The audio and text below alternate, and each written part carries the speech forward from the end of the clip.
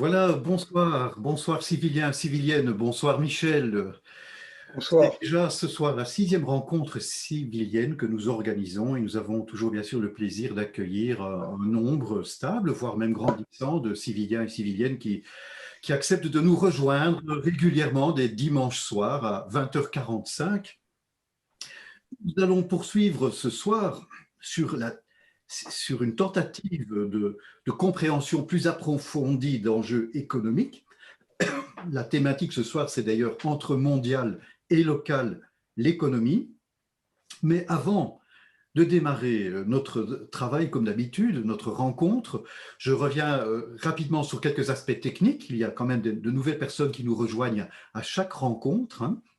Donc, si vous nous rejoignez via Zoom, l'intérêt de nous rejoindre via Zoom, c'est que vous pouvez communiquer pendant la réunion des messages en chattant, en envoyant des petits messages écrits, et je vous invite à les envoyer à notre modérateur, Ignazi, qui n'apparaît pas à l'écran, mais qui est bien présent avec nous dans la salle.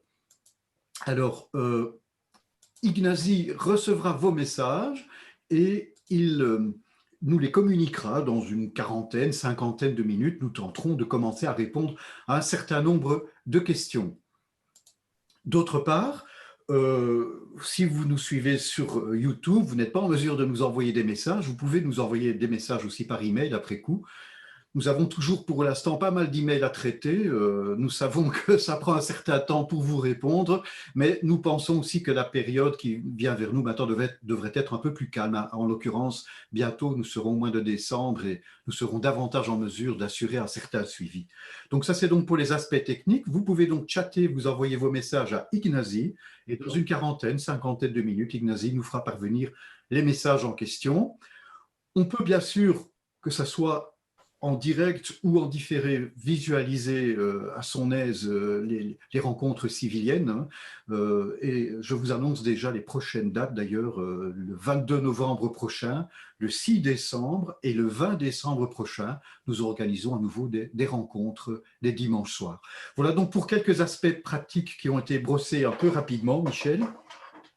Si tu vois des choses à ajouter, n'hésite pas. Maintenant, nous pouvons rentrer un peu plus dans le vif du sujet. Et le vif du sujet, c'est l'économie à nouveau, entre mondial et local. Voilà peut-être déjà un titre qui est un peu interpellant. Hein, entre mondial et local, est-ce que l'économie est en effet entre le mondial et le local? Qu'est-ce que ça pourrait bien signifier? Et peut-être que je t'invite à prendre la parole pour commencer à donner quelques indications qui pourraient s'avérer éclairantes. Oui, je crois que pour entrer dans ce sujet-là, le mieux, c'est peut-être de prendre des exemples concrets, pratiques, et nous pourrions faire comme si nous allions dans un magasin bio. Pourquoi bio? Parce que souvent dans ces magasins-là, on a une sensibilité particulière à l'économie locale. Et peut-être que nous pourrions pousser un petit peu l'expérience à l'extrême. Ça ne veut pas dire que ça devrait être comme ça totalement, mais juste pour se rendre compte de ce que nous avons sous les yeux lorsque nous rentrons dans un tel magasin et que nous avons chaussé, en quelque sorte, nos lunettes d'économistes. C'est-à-dire que nous regardons tout ce que nous avons sous les yeux dans ce magasin, comme si nous étions des économistes. En fait, nous le sommes tous d'une certaine façon, mais nous ne nous en rendons pas forcément compte. Et nous allons regarder chaque produit en nous posant la question, qu'est-ce qui dans ce produit est local? Et sinon, d'où cela vient-il? Alors bien sûr, on n'a pas toujours les connaissances précises de savoir si ça vient de tel ou tel pays, mais on peut se rendre compte, en imaginant ainsi pour chaque produit une certaine provenance, on peut se rendre compte à ce moment-là de de ce qui intervient dans, dans le fait que le produit peut être là sur l'étalage. Donc on peut prendre différents produits. Commençons peut-être avec les fromages. Les fromages, on va avoir des fromages qui peuvent être locaux. Alors supposons que nous soyons dans un magasin bio du nord de la France, hein, ou de Belgique. Hein. Et on va donc avoir des fromages qui viennent de différentes régions de la France. Donc déjà, ils ne sont pas forcément locaux, il peut y en avoir quelques-uns, hein, mais beaucoup ont parcouru déjà un certain nombre de kilomètres. Prenons de l'huile. Hein. Alors, si on veut avoir simplement que des produits locaux, on va enlever plusieurs sortes d'huile. Peut-être qu'on va pouvoir, parce que l'huile d'arachide, ça va être difficile, l'huile d'olive aussi, etc. On va peut-être garder l'huile de tournesol. Mais cette huile de tournesol, elle est dans une bouteille en verre. D'où vient la bouteille en verre? D'où vient la capsule? D'où vient l'étiquette? Est-ce que les bouteilles en verre peuvent toutes être fabriquées localement? Pour ça, il faut, à moins de remplir à la main chaque bouteille, il faudra une machine. Or, est-ce qu'une machine qu'on achèterait permettrait de pouvoir remplir, c'est-à-dire qu'elle va remplir beaucoup de bouteilles du coup, mais est-ce qu'on va pouvoir vendre ces bouteilles localement? Ou bien est-ce qu'il va falloir aller les vendre ailleurs? Donc faire voyager les bouteilles. Si nous prenons des machines pour mettre en bouteille, alors on prend l'huile, mais ça pourrait être d'autres produits, ça peut être du vin, du vinaigre, toutes sortes de boissons. Hein. Si nous prenons une machine pour cela, à quelle capacité, si on traite vraiment les choses localement, à quelle capacité la machine va-t-elle tourner? Autrement dit, elle va tourner à peut-être 10% de ses capacités, peut-être 5% même. Hein. Ça veut dire que d'autres magasins qui pratiqueraient aussi l'économie locale devraient aussi s'approvisionner en machines. Et ces machines, eh bien, elles vont être occupées aussi à une faible partie de leur capacité. Autrement dit, on va utiliser de la matière première et beaucoup d'éléments pour pouvoir fabriquer cette machine, mais on va multiplier ça par le nombre de machines qu'on va augmenter au lieu d'avoir un seul endroit qui va embouteiller les huiles, par exemple, et ensuite ça va être ventilé dans différents magasins. On voit par là que si on commence à réfléchir, on va se dire, oui, mais alors est-ce que du point de vue de la préservation de l'environnement, fabriquer plusieurs machines qui sont utilisées à 5 ou 10% de leur capacité, voire même dans certains cas, pour certaines machines qui ont une capacité de production très forte, ce sera peut-être 1% pour le magasin, 1% des possibilités de la machine.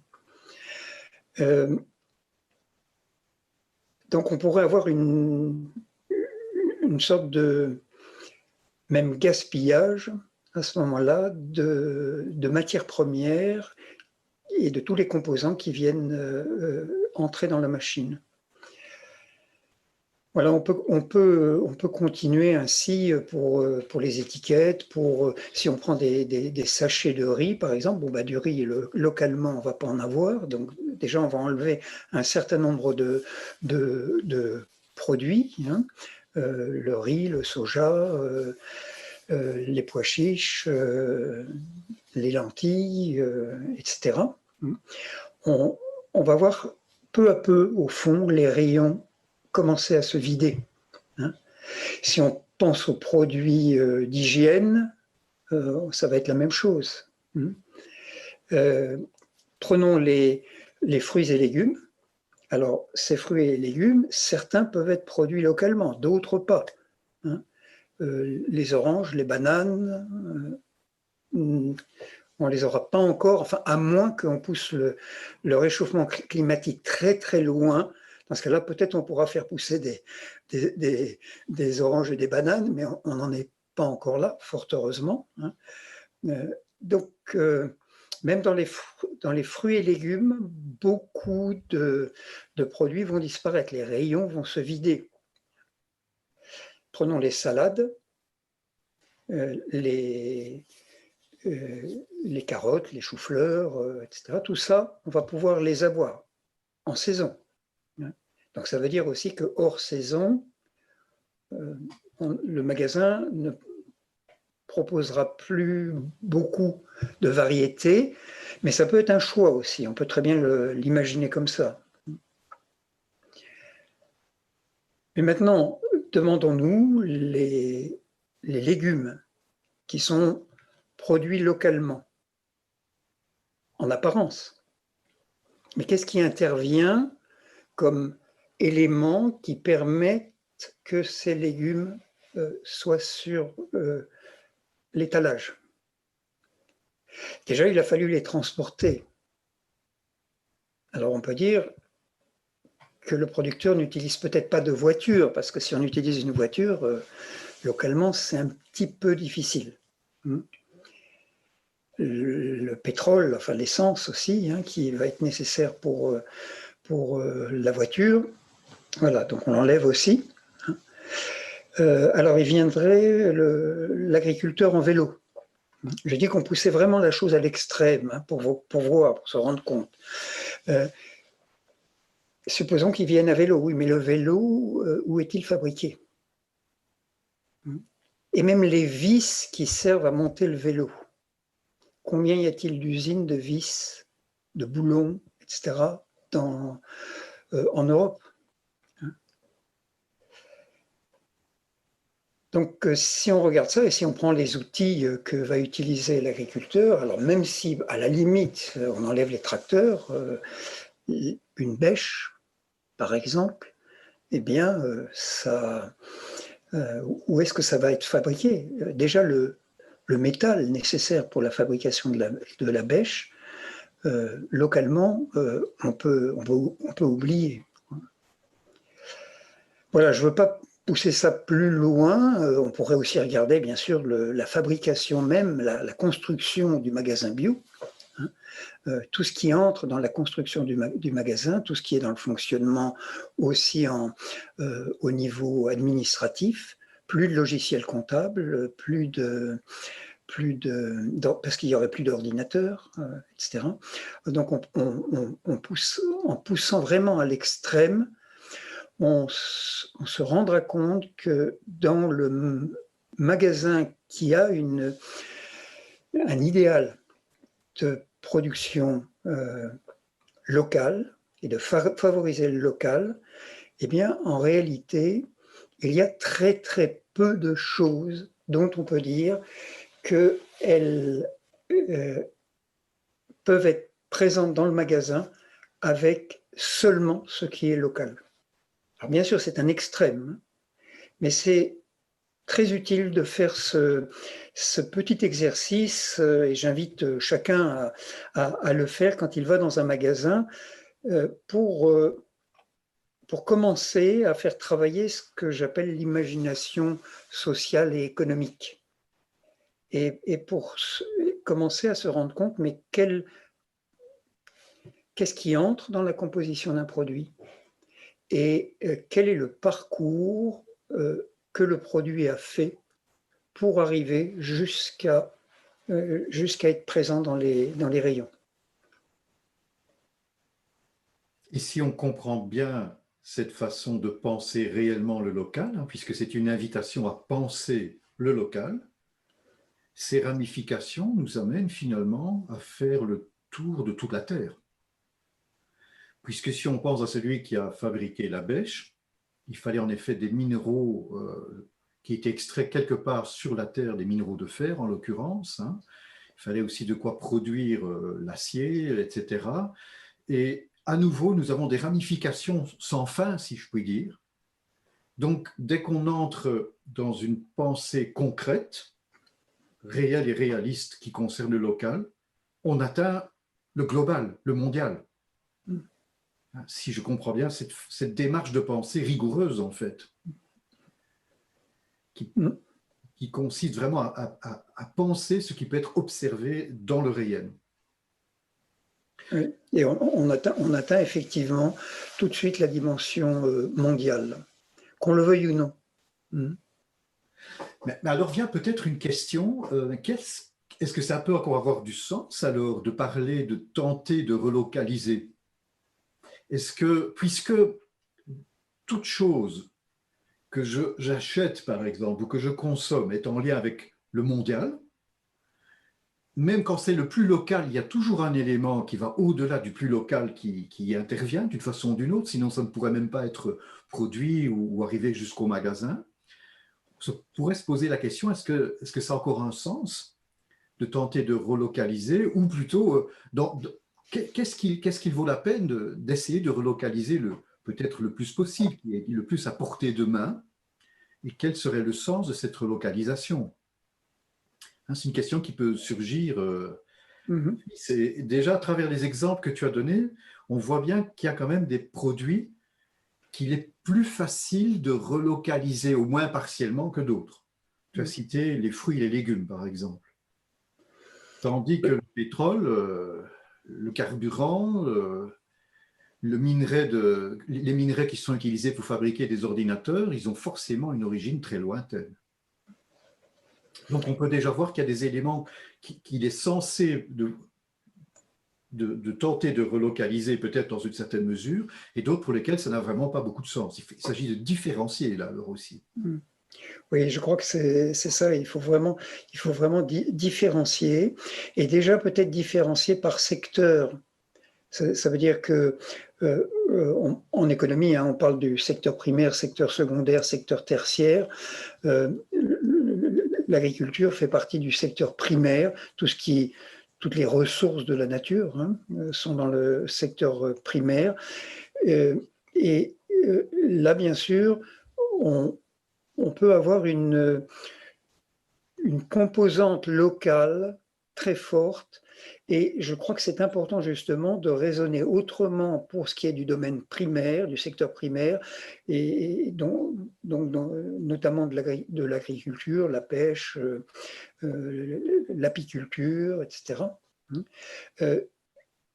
Tout ce qui appartient à ce domaine-là, au fond, ne devrait pas être traité comme le secteur secondaire, c'est-à-dire ce qui a à faire avec la transformation des matières extraites de la nature, et qui va bien sûr vers l'artisanat et l'industrie.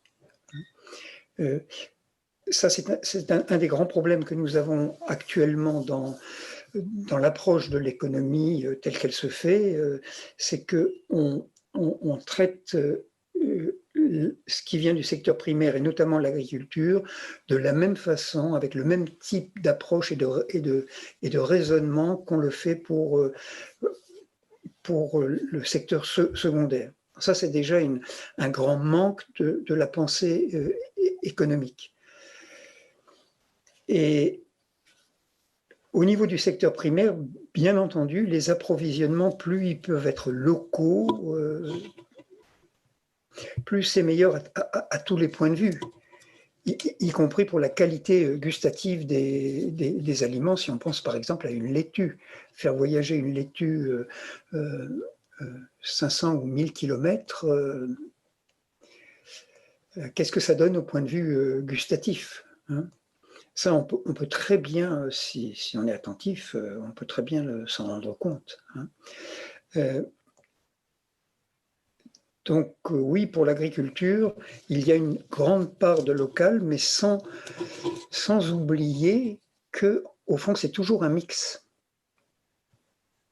On a toujours une partie qui vient, et même une partie plus importante qu'on ne le pense, qui intervient pour permettre au produit d'être concrètement dans l'assiette du consommateur. Tu viens d'évoquer qu'il s'agit de parvenir à différencier selon les secteurs. Et si cette différenciation ne se fait pas, on risque de traiter de la même façon les différents secteurs, par exemple le secteur primaire, l'agriculture, et le secteur de l'industrie. Et ça, il me semble que ça se reflète bien au niveau macro-social, dans un macrobe, pour reprendre cette expression que nous avons déjà utilisée, qui est par exemple l'Organisation mondiale du commerce, qui s'appelait le GATT à la fin de la Deuxième Guerre mondiale, en 1945, à peu près que cette institution a été créée. Et en effet, on a, à partir de cette époque, institué des règles qui concernent le commerce mondial, international, qui mettaient sur le même pied d'égalité l'industrie et l'agriculture. On a ouvert totalement un certain nombre de frontières, en fait, pour le commerce international, mais sans faire cette différenciation. Et c'est ainsi qu'on se trouve aujourd'hui avec des importations massives d'aliments qui viennent d'Amérique du Sud, d'Afrique, ou inversement, des aliments qui proviennent d'Europe et qui vont perturber les marchés alimentaires africains, par exemple. Et ce, depuis des décennies. Et donc, ce n'est pas indifférent, ce ne sont pas ces façons de penser ont des impacts majeurs au niveau mondial, jusque sur le plan institutionnel. Et c'est même par là que s'ouvrent bien grandes certaines portes, certaines frontières qui n'auraient pas dû être aussi perméables, probablement. Oui. Oui, mais il y a d'un côté comment dire, le mondial qui a été favorisé, la mondialisation qui a été favorisée par l'Organisation mondiale du commerce, et qui est toujours, hein, et qui est une mondialisation considérée avec un certain regard, hein, le regard libéral, voire ultra-libéral. D'un autre côté, on a vu apparaître aussi une industrialisation de l'agriculture, et qui peut être très locale pour l'agriculture ou pour l'élevage. Hein, pensons aux fermes des 1000 vaches, hein, qui ont pas mal défrayé la chronique. Pensons aussi aux tomates hors sol, qui peuvent être produites localement. Je veux dire, par exemple, on sait bien qu'en Hollande, il y a eu une grande production de tomates hors sol. Donc, on pourrait le qualifier d'économie locale. Mais est-ce que c'est ça qu'on veut vraiment ? Est-ce que dans le domaine de l'agriculture, on veut industrialiser jusqu'au point où on a plus du tout de terre, ou alors pour l'élevage, des concentrations énormes d'animaux, et on pourrait dire on peut s'approvisionner en viande locale, mais est-ce que c'est ce qui correspond aussi à la santé de l'être humain ? Je veux dire par là que le local, c'est pas si simple. Penser le local, si on le confronte à la réalité, est-ce qu'on n'est pas en train d'idéaliser ce qui est un idéal ? C'est-à-dire l'idéal de pouvoir permettre à ceux qui sont autour de nous de pouvoir vivre économiquement, c'est un idéal qu'il faut bien sûr défendre, et on voit que une certaine mondialisation a pu faire que beaucoup de gens localement n'avaient tout simplement plus d'activité et ne pouvaient plus vivre, ou alors être au chômage, etc. Donc on a on a un problème d'une certaine forme de mondialisation, et on peut, de ce fait-là, vouloir faire, comme le balancier est allé très loin d'un côté, le faire revenir, mais tout aussi loin de l'autre. Et à ce moment-là, si on va très loin dans cette notion du local, on s'aperçoit qu'on quitte la réalité des faits et qu'on idéalise quelque chose qui finalement ne correspond pas à l'idéal. Ça d'un côté, et de l'autre, donc,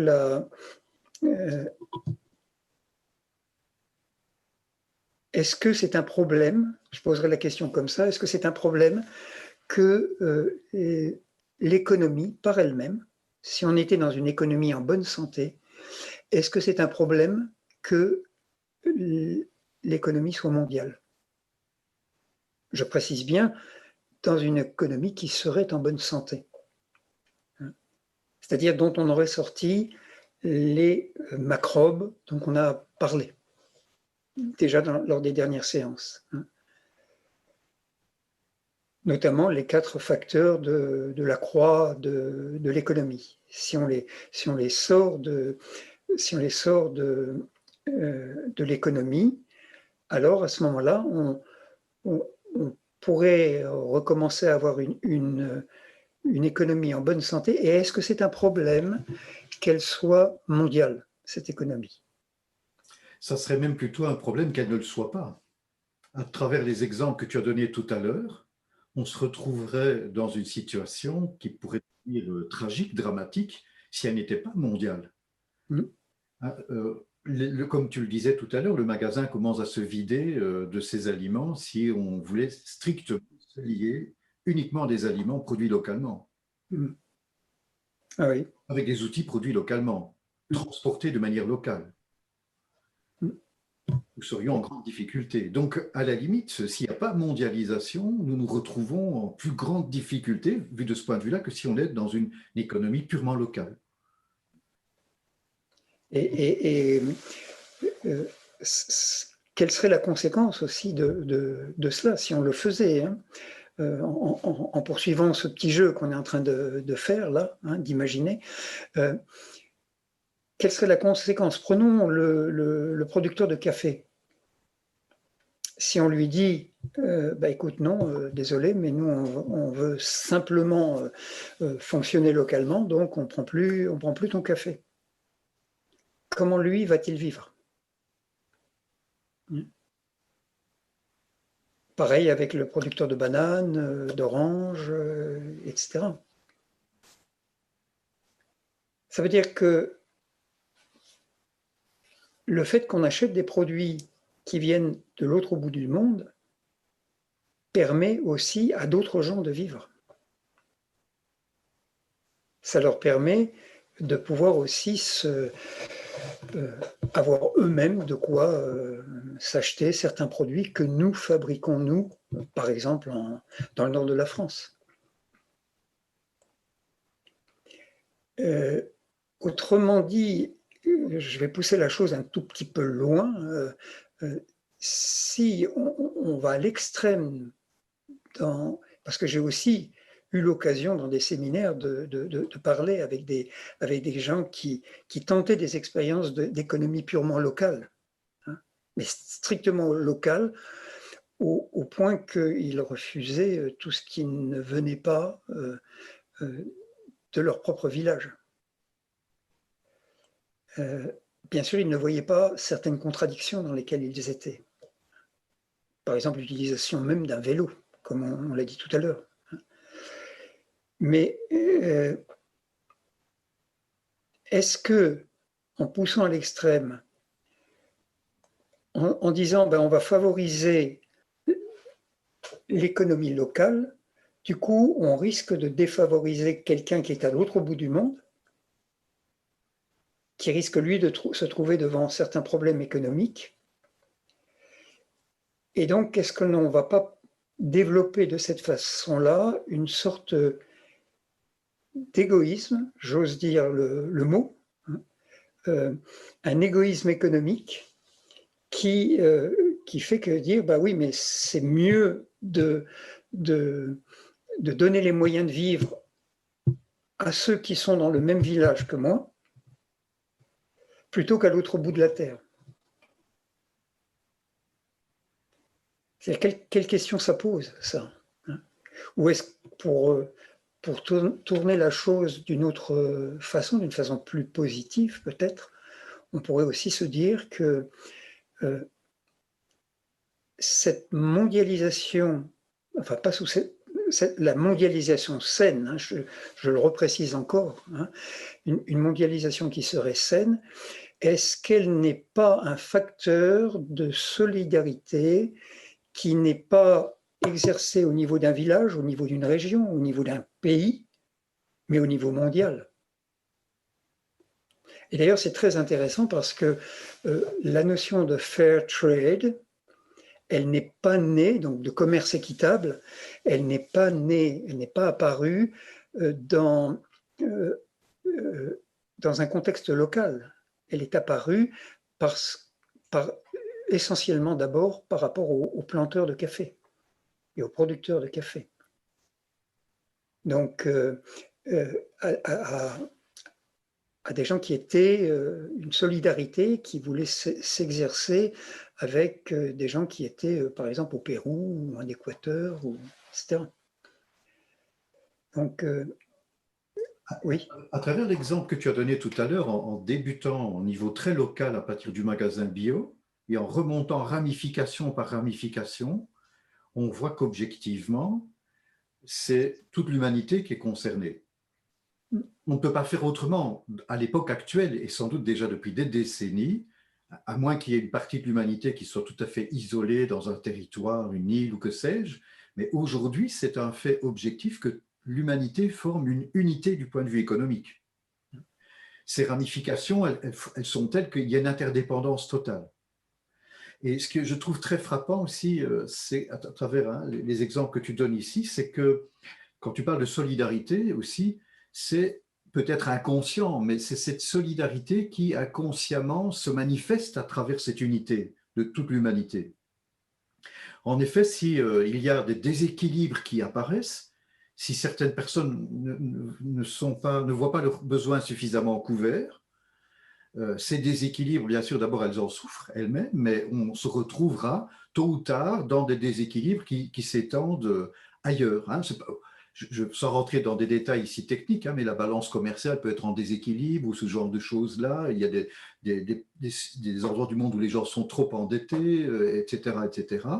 Et c'est comme une situation de pourrissement progressif de l'économie. Donc, il y a à la fois l'humanité forme une unité et il y a un enjeu alors de trouver tout le temps un équilibre dans les échanges pour qu'il y ait une couverture des besoins de l'ensemble de l'humanité. Si je vais dans le sens de cette pensée qui démarre même depuis le local, comme tu l'as fait tout à l'heure, et puis on passe aux ramifications sur toute la Terre, on se rend compte qu'en fin de compte, cette interdépendance est une forme de solidarité, mais qu'il s'agit d'équilibrer chaque fois.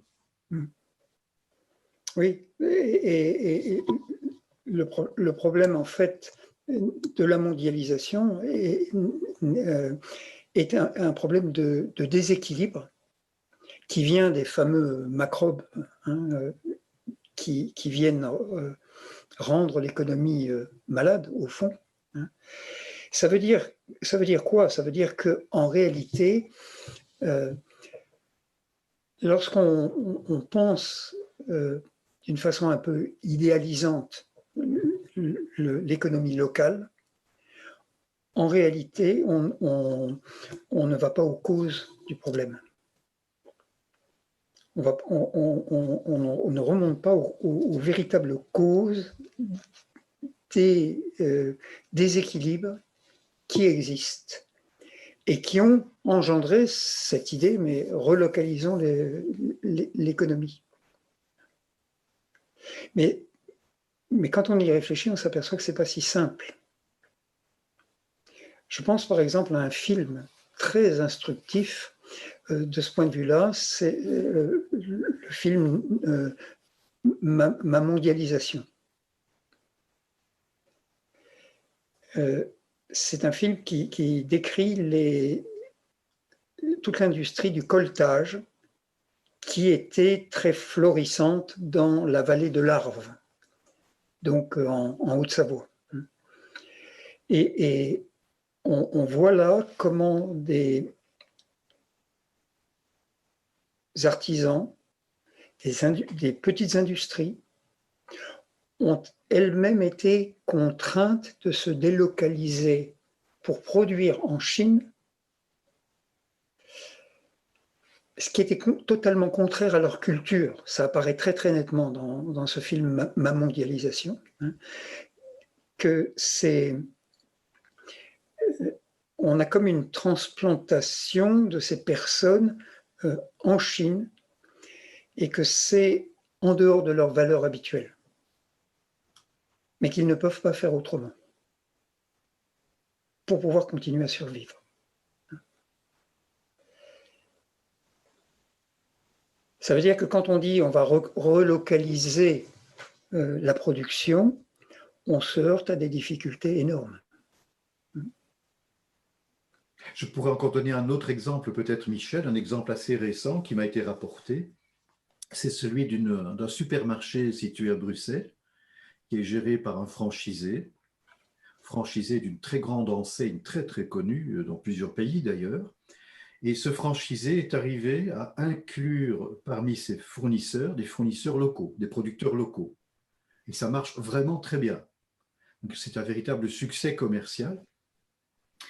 Et bien sûr, la grande enseigne dont il est un franchisé a repéré ce succès, est arrivé à faire intervenir certaines clauses, je passe ici les détails, qui lui ont permis de racheter le franchisé après l'avoir d'abord mis, si je me souviens bien, en faillite. Donc il y a moyen de bloquer des approvisionnements depuis la centrale de cette grande enseigne, si certaines conditions se présentent, etc.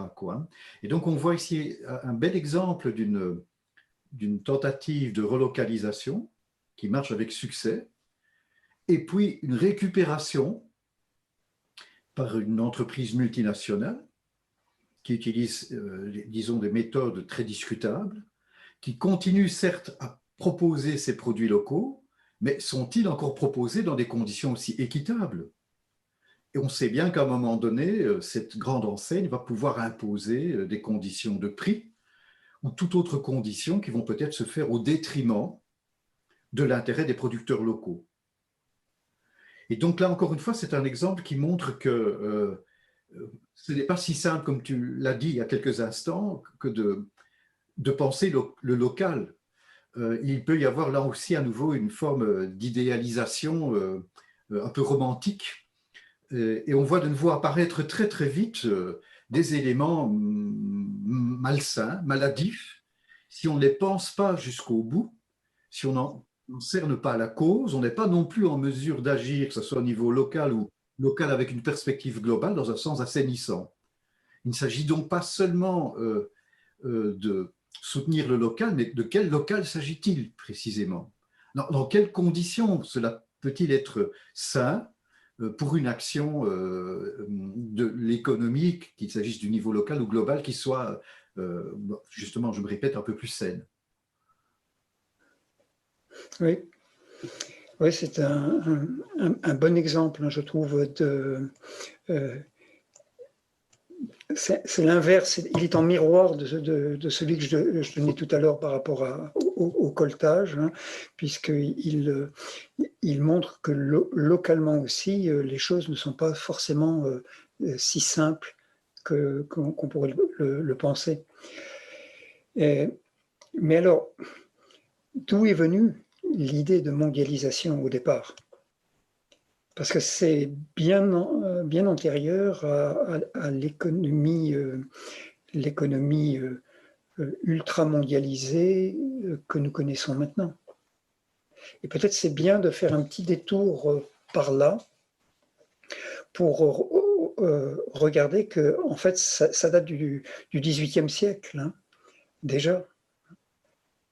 Et ça a été en partie disons, les concepts de base ont été théorisés par le fameux Adam Smith, hein, qui a essayé de montrer comment chaque entreprise aurait intérêt à se spécialiser le plus possible dans ce qu'elle sait le mieux faire, et que chaque région devrait faire de même. C'est-à-dire que si on a une région qui peut, par exemple, parce qu'elle a beaucoup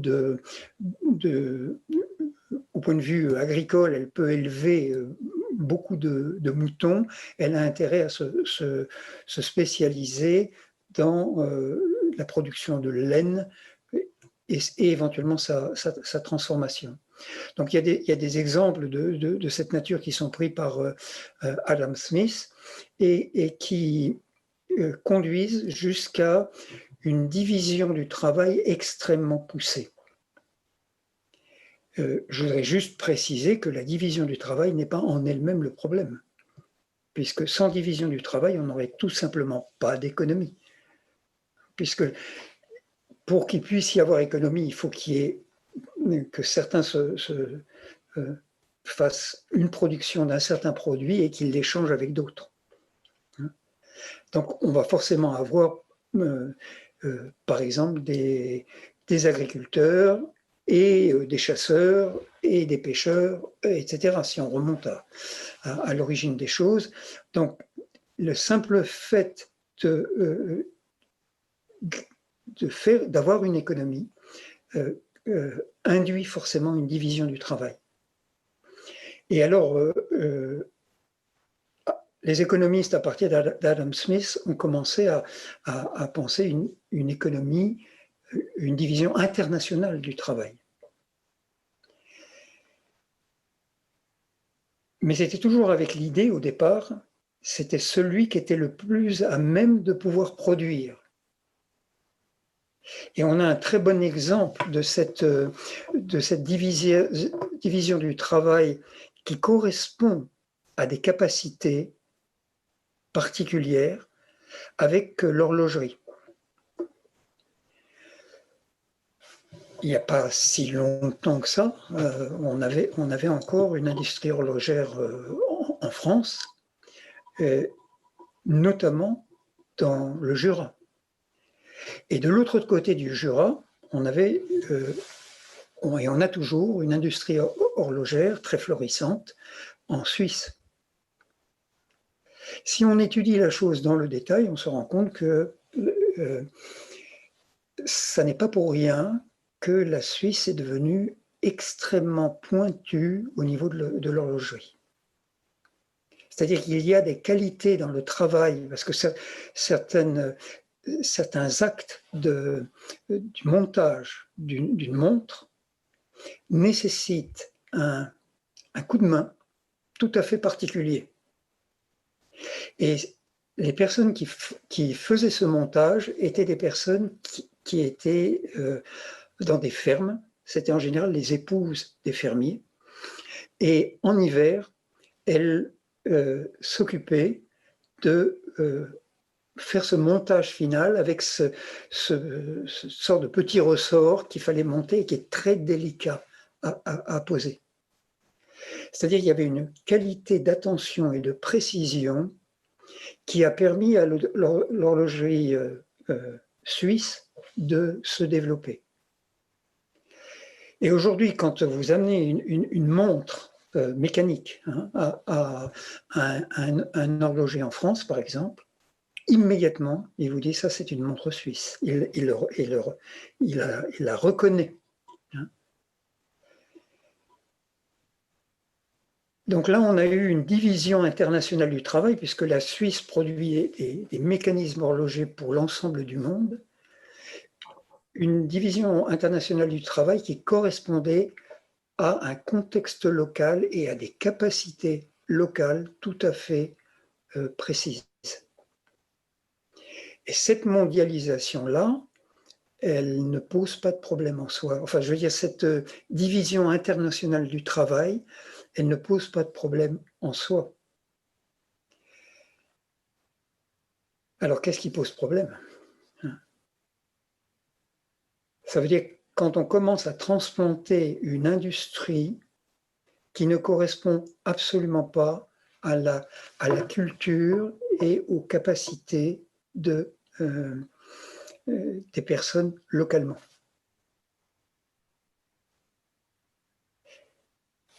Et qu'on le fait uniquement par rapport à des gains de production, ce qu'on appelle des gains de productivité, hein, qui va valoriser la rentabilité de l'entreprise. À ce moment-là, on peut avoir une mondialisation qui n'a pas de racines, en fait, où on vient implanter une usine dans un contexte où, au fond, elle n'émerge pas du local, mais elle est comme parachutée depuis un centre de décision qui peut se trouver à New York, à Berlin ou ailleurs. Et là, on a un problème avec la mondialisation. Et ça, Adam Smith ne pouvait pas le voir encore à son époque.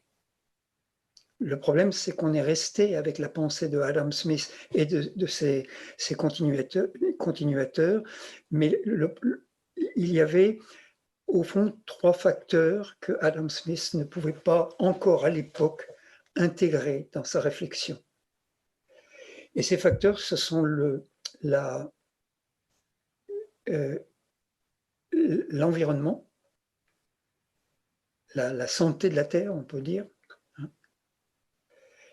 La question ne se posait pas encore du tout à l'époque, ou tout au moins pas dans les termes où on peut en prendre conscience aujourd'hui. Le deuxième facteur, c'était les conditions de l'être humain au travail. C'était encore très loin de la conscience générale. Et le troisième facteur, c'était les moyens de vie, de subsistance qu'avait celui qui produisait les objets qu'on lui demandait de produire.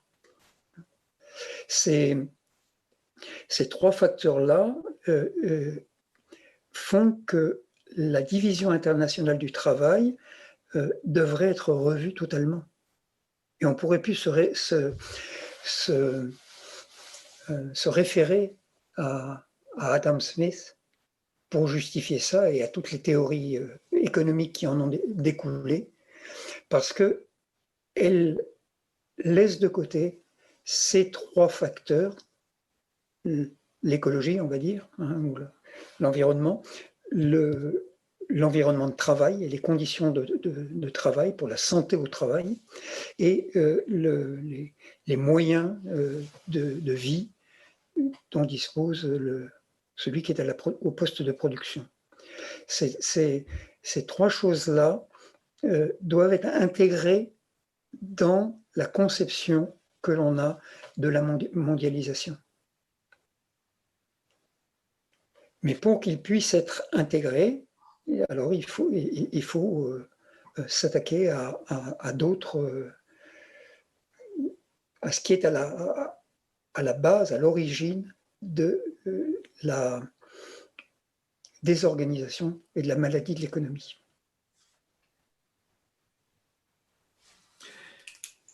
Pour s'attaquer à cette origine, ce n'est pas une chose évidente pour nous, civiliens, parce que nous sommes tout petits, si je puis dire, un peu comme des fourmis. Nous pouvons, dans un premier temps, agir qu'à un niveau très, très local.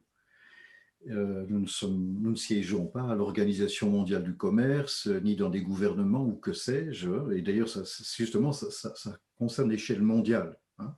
Et donc, on peut se poser la question, mais comment est-ce qu'on peut, pas à pas, en tous les cas, à partir du lieu où nous nous trouvons, même très local forcément, comment est-ce qu'on peut aussi agir pour un changement de l'économie mondiale, intégrant ces 3 facteurs, l'environnement, l'écologie, les conditions sociales, répondre aux besoins des personnes.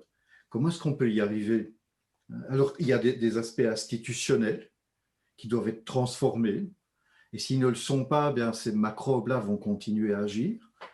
Mais il me semble pouvoir dire aussi qu'on peut néanmoins, même à un niveau très local, pour peu qu'on ait cette compréhension des causes premières, ça c'est essentiel, hein, pour ne pas poser des actes qui soient vains au niveau local, mais pour peu qu'on ait cette connaissance et cette compréhension, on peut tenter à un niveau local de s'associer avec d'autres acheteurs, consommateurs, s'associer avec des producteurs, des distributeurs dans une filière.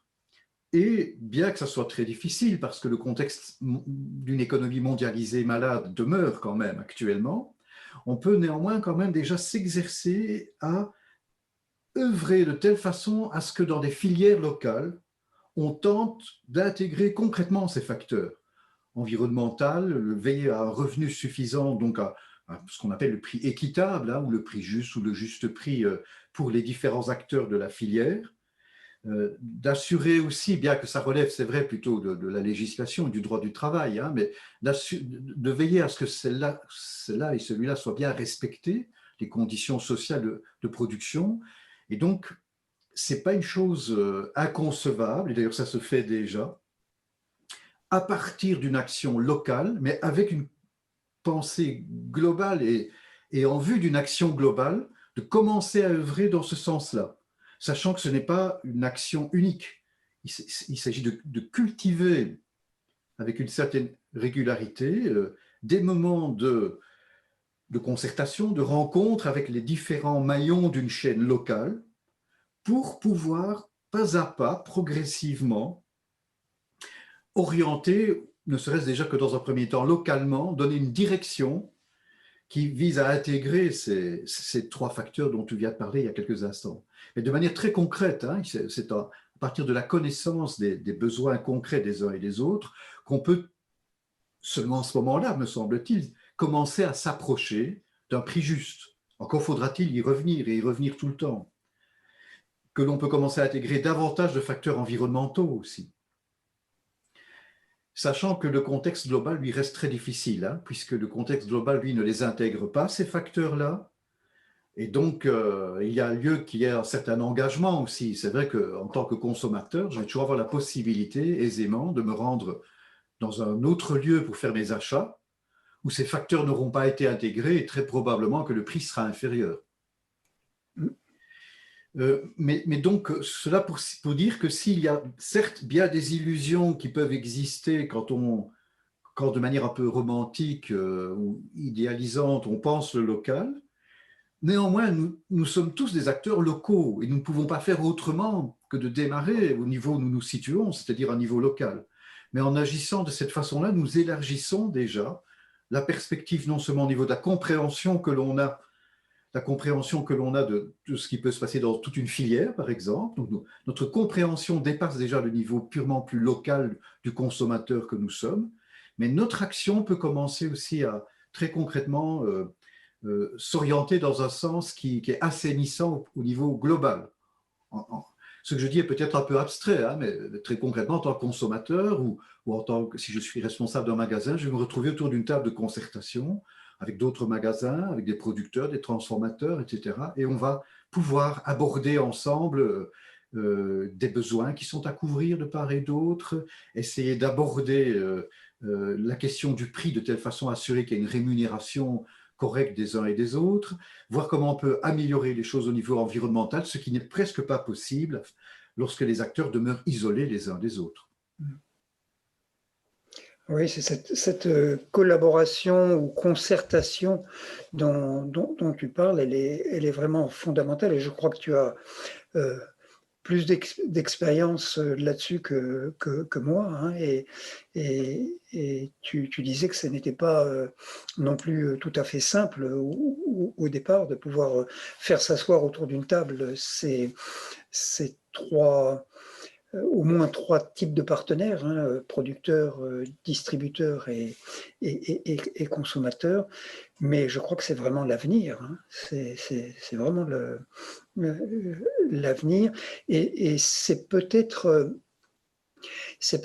par là qu'on pourra trouver peu à peu une sorte de comment dire, de position adaptée entre local et mondial. Hein, où est-ce qu'on met le curseur, hein, de quel côté on met le curseur? Est-ce qu'on va plus vers le local pour tel produit ou telle chose, et est-ce qu'on va un peu plus vers le mondial pour tel autre produit? Et il me semble que là ça peut devenir le lieu d'un exercice social qui est en fait vital pour une nouvelle impulsion de santé dans l'économie. C'est absolument indispensable. Et cela permettra aussi que peu à peu s'introduise une véritable conscience de ce qu'est l'économie réelle. Parce que ce dont nous parlons, c'est ça, c'est l'économie réelle. Et c'est la possibilité de regarder, mais comment pouvons-nous jeter les bases de pratiques économiques qui sont basées sur le réel et non pas sur la financiarisation de l'économie. Il me semble, Michel, hein, bien sûr, tu me dis ton propre avis, hein, mais que nous avons abordé les choses au moins de 2 points de vue différents. D'un certain point de vue, il s'agit de pouvoir comprendre quelles sont les causes profondes de l'économie, et donc de pouvoir concevoir, par exemple, qu'un certain nombre d'éléments ne devraient pas faire partie de l'économie, ce ne sont pas des marchandises. C'est ce que nous avions commencé à évoquer lors de la précédente émission, la 5e rencontre civilienne. L'argent n'a pas à être considéré comme une marchandise, par exemple, ni le travail, etc. Je renverrai les auditeurs à la 5e rencontre civilienne. Et si nous concevons les choses de manière suffisamment claire et que nous comprenons mieux ce que peut être la véritable nature de l'économie qui ne fait circuler que des marchandises, dans le fond, alors nous avons là des moyens qui permettront de modeler autrement nos institutions, de veiller, par exemple, que telle ou telle chose qui n'est pas une marchandise ne puisse plus être achetée et vendue. Par exemple, ça relève peut-être plutôt de la sphère du droit, notamment. Il y a des choses qui relèvent peut-être de la sphère du droit de mettre un certain nombre de barrières. Mais d'autre part, nous avons abordé aussi aujourd'hui les choses sous un autre point de vue encore, sous le point de vue de l'action qui peut être menée à un niveau local, l'action de concertation, en fait, entre les différents maillons de chaînes locales, et qui permet là de connaître de manière de plus en plus précise les réalités économiques locales. Et à partir de la connaissance de la situation de tel ou tel producteur qui se trouve près de chez moi, mais quand je dis producteur, ce n'est pas nécessairement d'ailleurs des producteurs alimentaires, hein. Certes, c'est peut-être à cela qu'on pense en particulier, mais ça peut être un fournisseur de bois de chauffage ou peu importe, hein. Ça peut être dans d'autres filières encore. Mais au fur et à mesure que l'on connaît mieux les réalités très concrètes de ces personnes, de leurs entreprises, etc., nous avons là ensuite un levier qui nous permet de prendre des décisions communes, de réaliser certains investissements, de décider d'acheter ou pas plus local ou plus global, d'avoir une idée plus précise de prix qui seraient des prix équitables, etc. Et à partir de cette connaissance-là, nous pouvons, c'est un point de vue complémentaire au précédent, hein, nous pouvons induire un élément qui est assainissant dans l'économie et qui va nous amener, et c'est d'ailleurs comme ça que ça se passe déjà très concrètement, qui va nous amener aussi à dépasser l'échelle locale forcément. Très concrètement, nous connaissons tous et toutes des coopératives qui fournissent des produits locaux à des acheteurs locaux, des cuisines de collectivités, des magasins, etc. Et qui forcément, quand il s'agit d'agrumes, si on est dans le nord de la France par exemple, doivent se fournir en agrumes en Sicile, en Espagne ou ailleurs. Donc on va forcément dépasser le niveau local. C'est incontournable. Mais on peut se tourner vers des communautés qui travaillent avec un principe d'équité. Donc on peut faire des choix qui sont des choix qui, en termes de valeurs, entrent en concordance avec les valeurs d'une économie qui devient de plus en plus saine. Et ça se fait déjà, ça se fait d'ailleurs de plus en plus aujourd'hui. Oui, oui, et comme ça, on tisserait une sorte de réseau, hein, de communautés locales se mettant en rapport avec d'autres communautés qui travailleraient dans le même sens, hein, comme tu l'évoques. Et en faisant cela, on aurait une sorte de réseau qui peu à peu pourrait grandir et qui servirait d'exemple aussi pour la macroéconomie, qui devra aussi être transformée par d'autres moyens, mais qu'on puisse montrer que des expériences fonctionnent. Mais ça veut dire une transformation profonde de l'approche qu'on a des choses. Et ça c'est quelque chose qui demandera du temps, hein. Je veux dire, par exemple, quand on dit entre consommateurs, producteurs et distributeurs, prendre conscience des besoins et de la situation des uns et des autres. Qu'est-ce que ça veut dire? Si on veut le pousser un peu plus loin, ça amènera au fait qu'il faudra que le producteur, par exemple, puisse expliquer pourquoi il a tel et tel coût dans sa production et pourquoi il aurait besoin qu'il ait tel prix pour l'achat de ces produits. Mais pour pouvoir en parler, pour que ce soit concret et que tout le monde puisse le percevoir, comment peut-il faire autrement que de montrer sa comptabilité? Et ça va loin. Ça veut dire que, à la limite, chacun devrait mettre sa comptabilité sur la table et qu'on puisse commencer à regarder vraiment, objectivement, les chiffres. Ah ben toi, pour ce poste-là, tu as mis ceci. Pourquoi tu peux nous expliquer, etc. Donc ça suppose une capacité d'ouverture et de confiance entre les gens, une confiance qu'il faut construire. Elle ne peut pas être là parce qu'on le décide, hein. C'est pas simple, une chose comme ça, hein. Quand on commence à dévoiler les chiffres d'une entreprise, aussi petite soit-elle, même si c'est une ferme de 20 hectares, hein, on se met à nu si on fait ça, d'une certaine façon.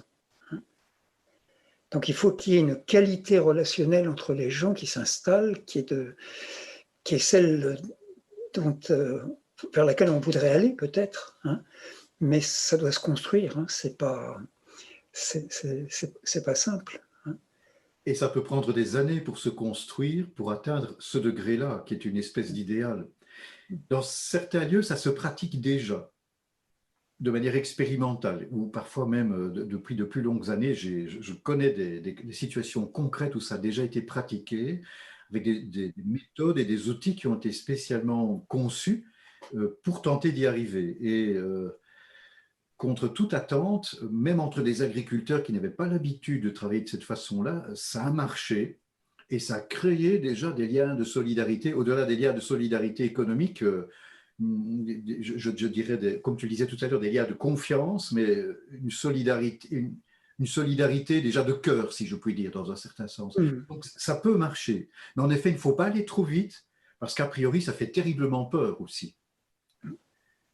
C'est une mise à nu et forcer la chose ou vouloir la précipiter serait très problématique aussi, hein. Oui, oui. Et de la même façon, je pense à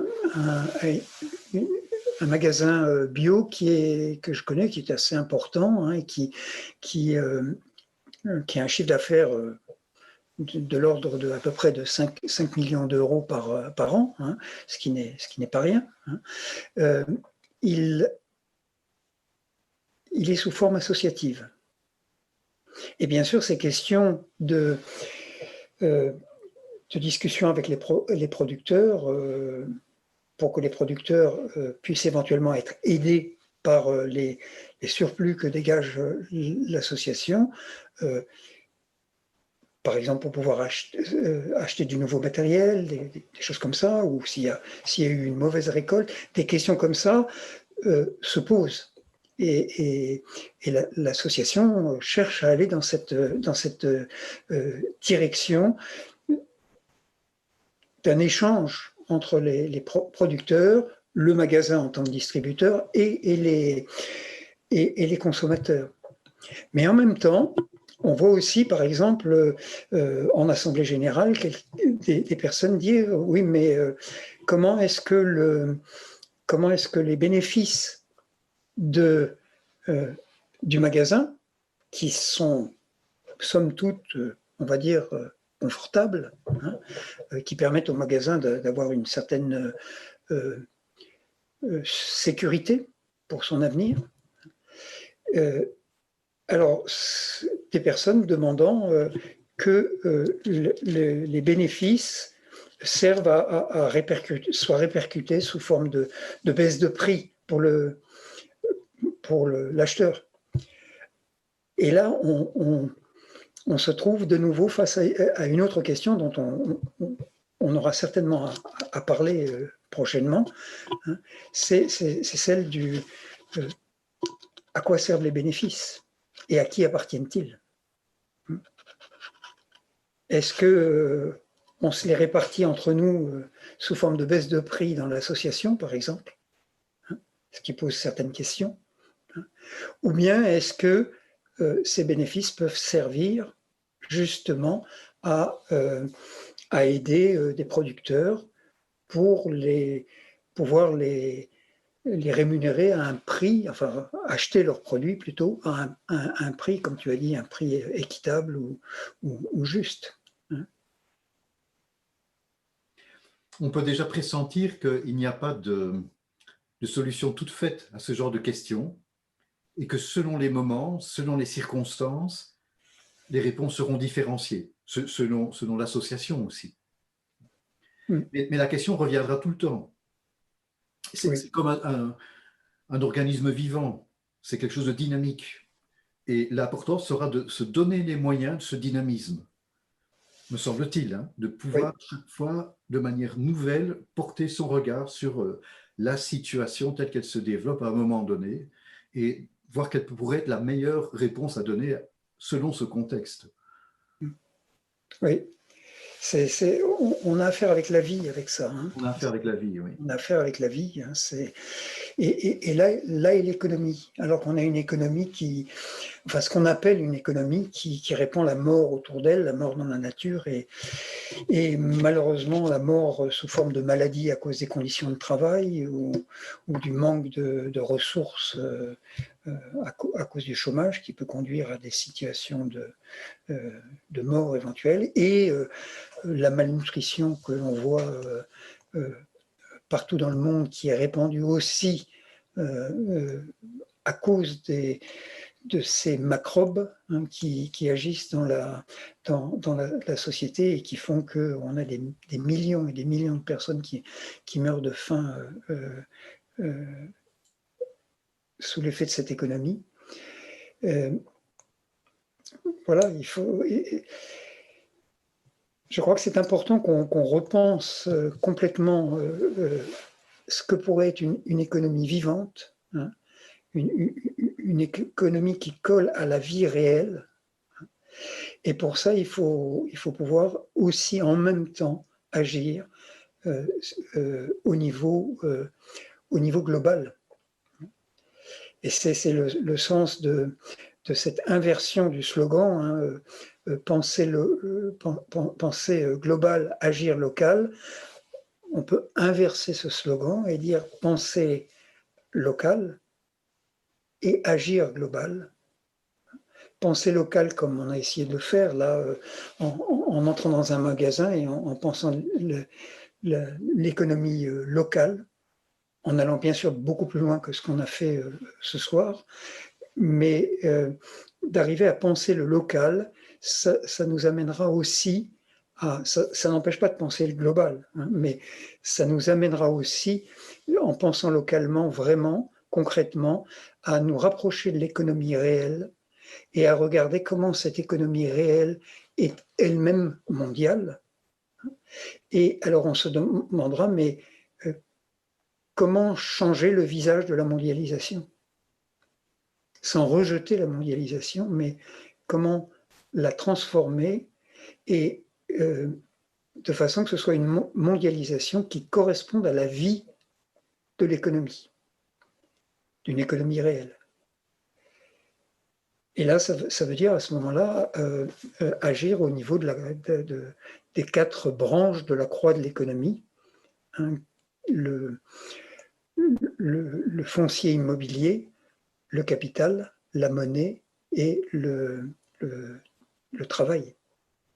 Et comment sortir ces 4 facteurs de maladie, comment les sortir de l'économie.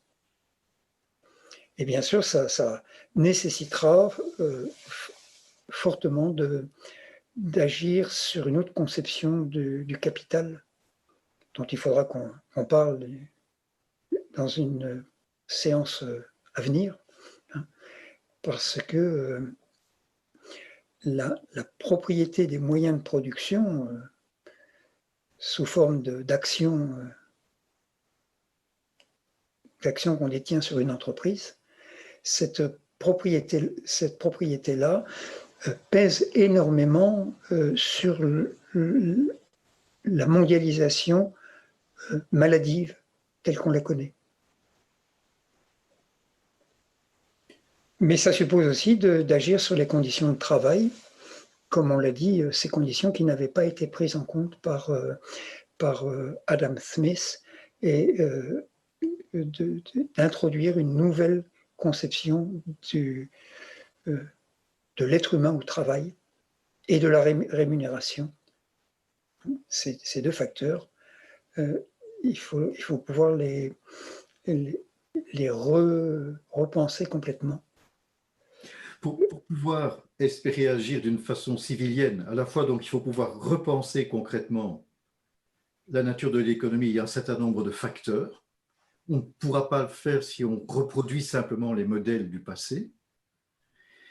Et par ailleurs, on peut aussi agir au niveau local si on a une façon de collaborer, de se concerter avec d'autres qui prend en compte le global, le mondial, et qui ne se focalise pas que sur un local qui n'est pas suffisamment pensé. Ce qui reviendrait peut-être alors à des alternatives un peu dérisoires. Si les choses ne sont pas assez pensées, on est dans une espèce d'alternative, mais qui est dérisoire. Donc il faut vraiment les penser à différents niveaux, hein, et agir aussi à différents niveaux. Je sais que je suis un petit peu flou, hein, dans ce que je dis ici pour l'instant. On reviendra sur ces sujets. Comme je vois, Michel, que le temps passe, j'invite ceux et celles qui sont pour l'instant en direct sur Zoom à communiquer à Ignacy, notre modérateur, des questions ou des témoignages.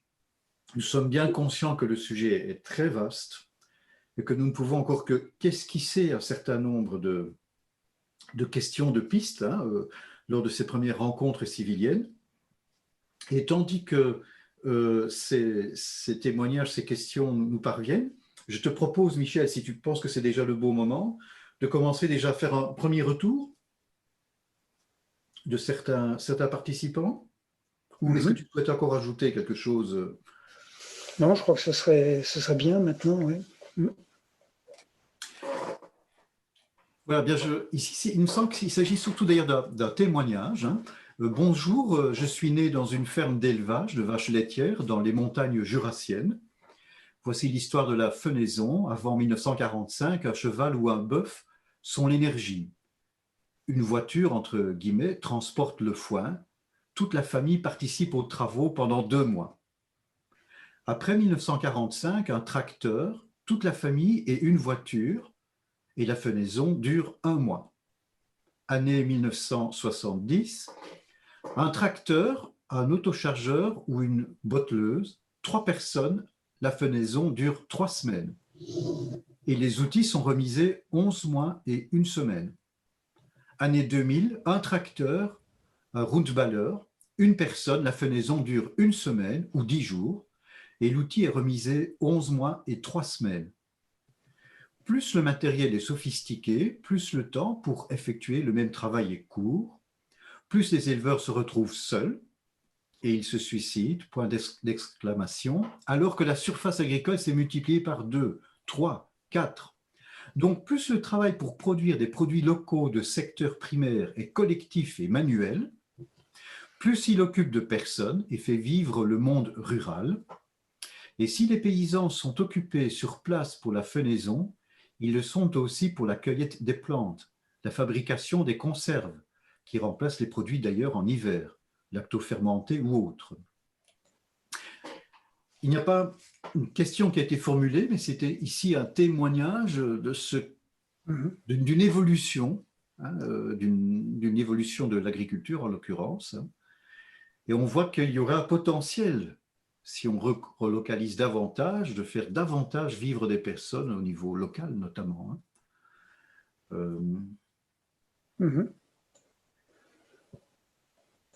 Est-ce qu'on parle un petit peu de ça ou est-ce que tu as d'autres questions Je n'ai pas d'autres questions qui me sont parvenues pour l'instant, sauf erreur de ma part.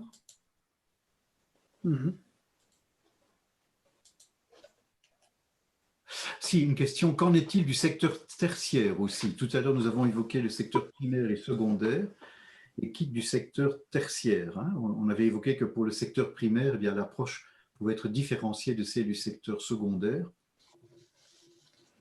On est plus proche du secteur secondaire, mais comment vois-tu les choses, là, Michel? Oui, c'est intéressant d'ailleurs qu'il y ait cette question du secteur tertiaire en lien avec ce témoignage que je trouve vraiment très, très, très intéressant, mais qui pose aussi en même temps des questions. Cette description du temps qu'il faut pour faire une certaine action, la fenaison dans ce cas,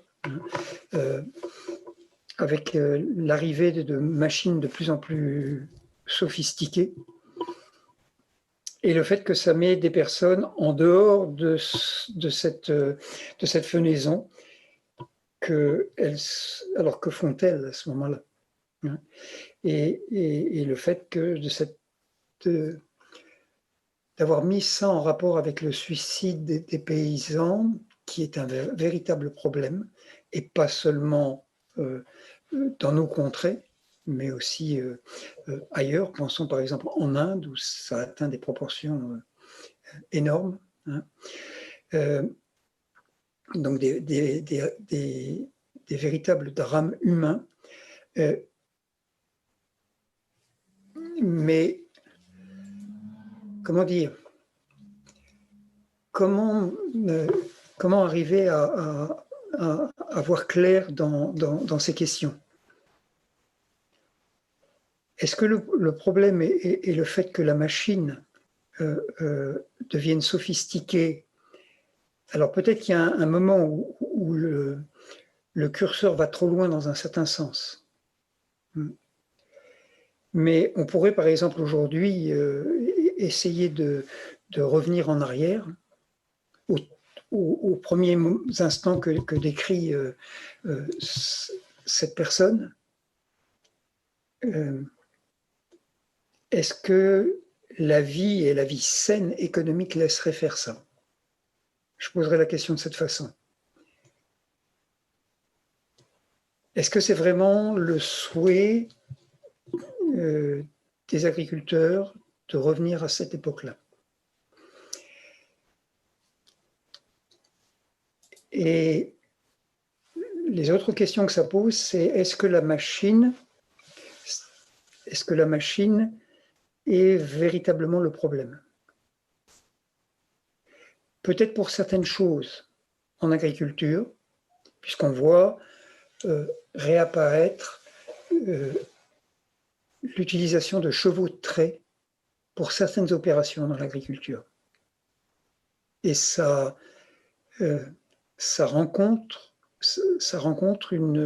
un besoin sous une forme nouvelle que peut-être ça existait il y a 50, 60 ans ou 100 ans en arrière, mais c'est une sorte le besoin se reformule autrement maintenant dans le domaine de l'agriculture et aussi de la viticulture.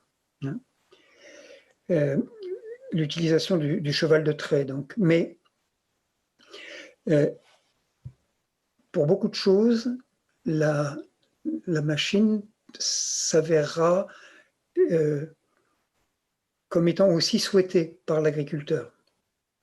Et dans d'autres domaines, dans le secteur secondaire notamment, bien sûr. Pensons par exemple à la tronçonneuse par rapport à ce qu'on appelait les scieurs de long, hein, qui coupaient les arbres.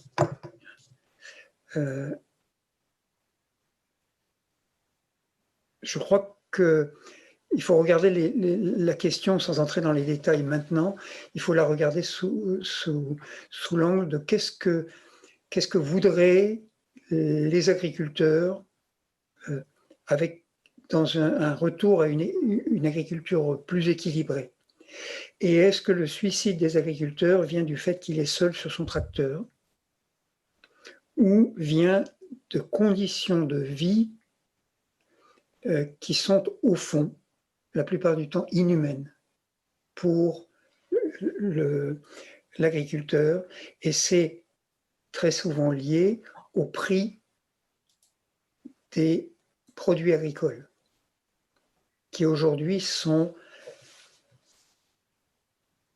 inférieurs à ce qu'ils devraient être.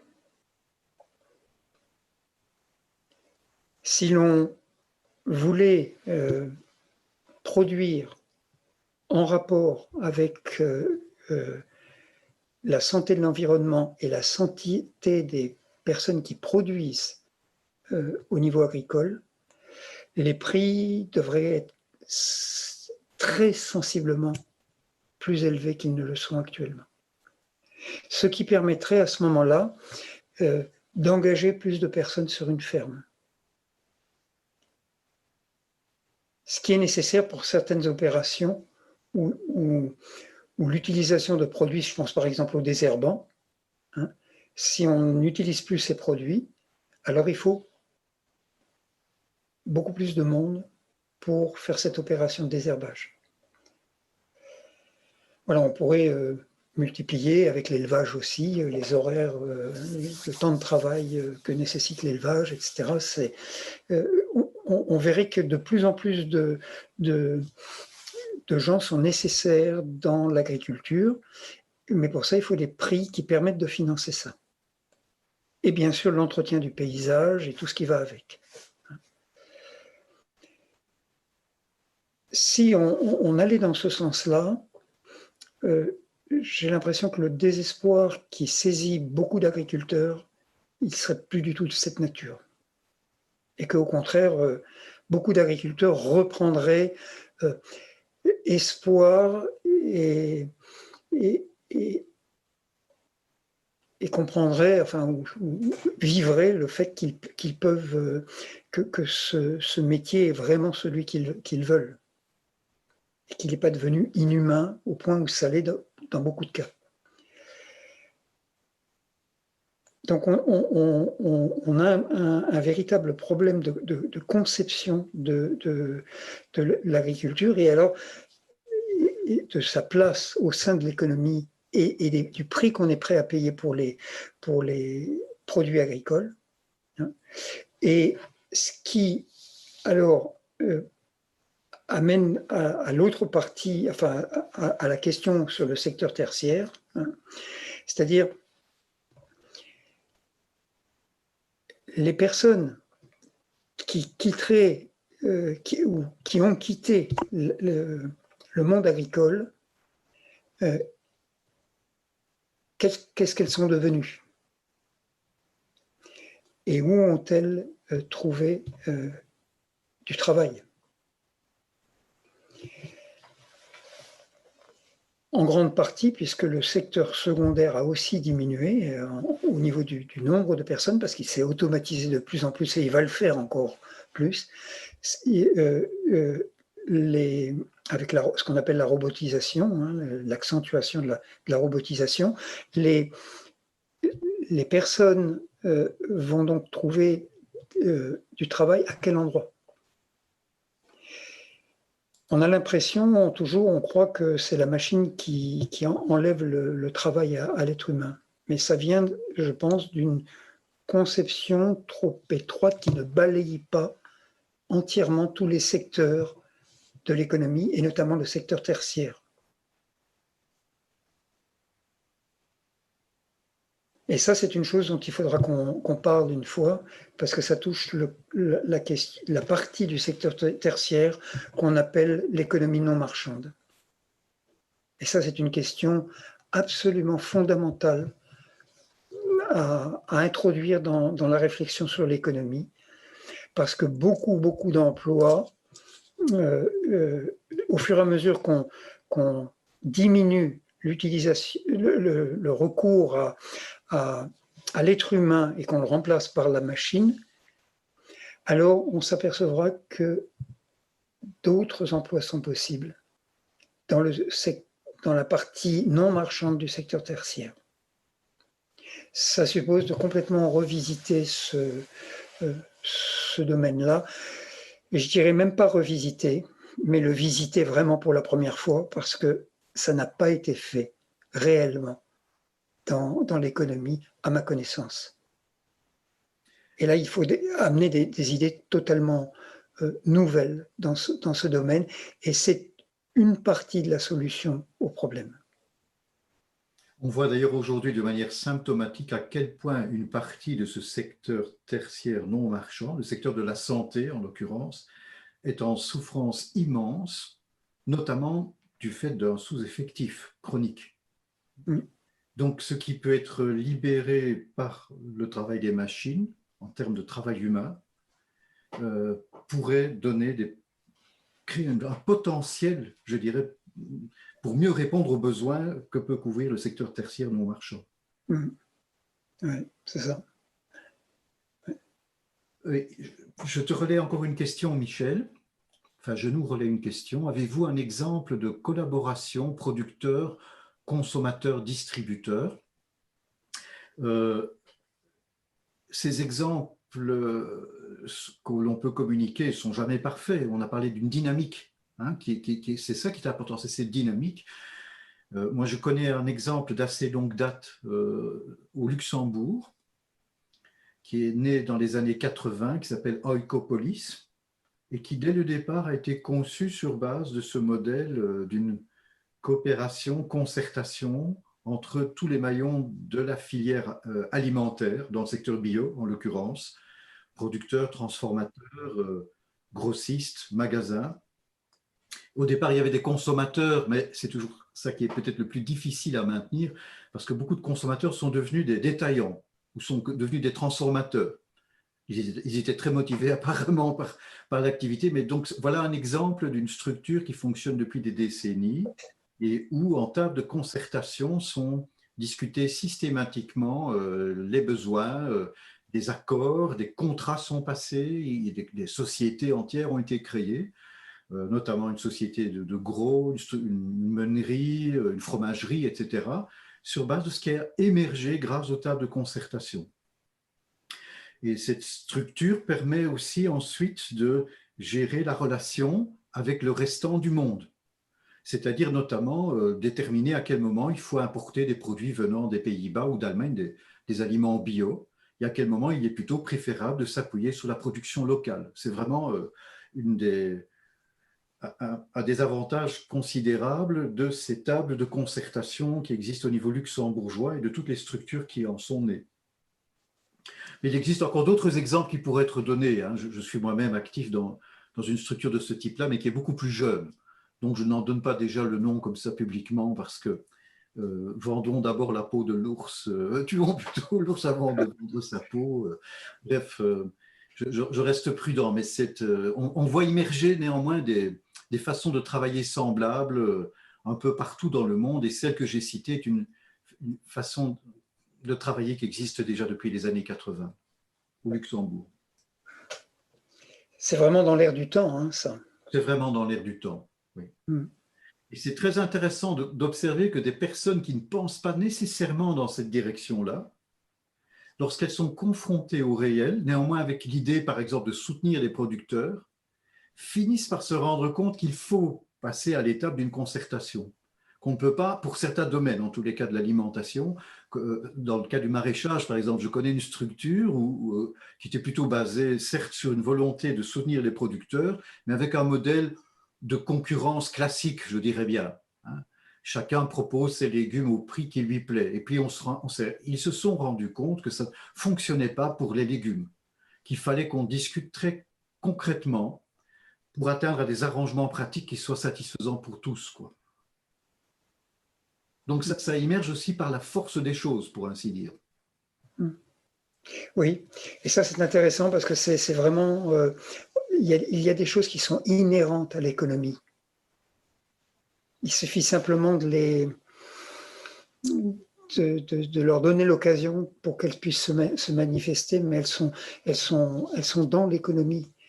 De la même façon que la santé est en nous. La santé est aussi dans l'économie et les facteurs de santé se manifestent dès l'instant où on enlève ce qui encombre notre regard.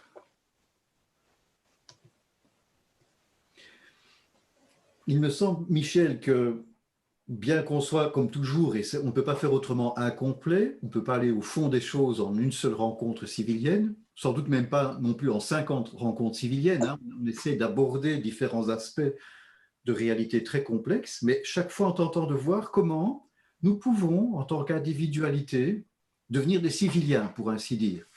Ne pas simplement passivement être face à quelque chose qui nous submerge, mais commencer à prendre part, non pas de manière dérisoire, mais d'une telle façon que ça puisse réellement non seulement faire sens, mais être agissant jusqu'à un niveau à un moment donné mésosocial et puis macrosocial.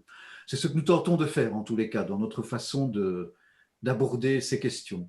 Alors pour aujourd'hui, nous n'irons pas plus loin parce que l'heure est déjà passée. C'est le moment de vous inviter à nous rejoindre à nouveau lors de nos prochaines rencontres, c'est-à-dire les dimanches 22 novembre, 6 décembre et 20 décembre prochains. Vois-tu encore quelque chose que tu souhaiterais ajouter, Michel, peut-être? Non, sauf de dire merci à tout le monde d'avoir été avec nous ce soir. Et n'hésitez pas à nous envoyer aussi des témoignages, ça nous aide beaucoup dans ce que nous faisons et ça nous aide aussi à nous orienter sur les thèmes des prochaines rencontres. Bonsoir à tout le monde. Bonsoir Stéphane. Bonsoir Michel, Civilia, Civilienne, bonsoir et à une prochaine fois. Au revoir. Au revoir.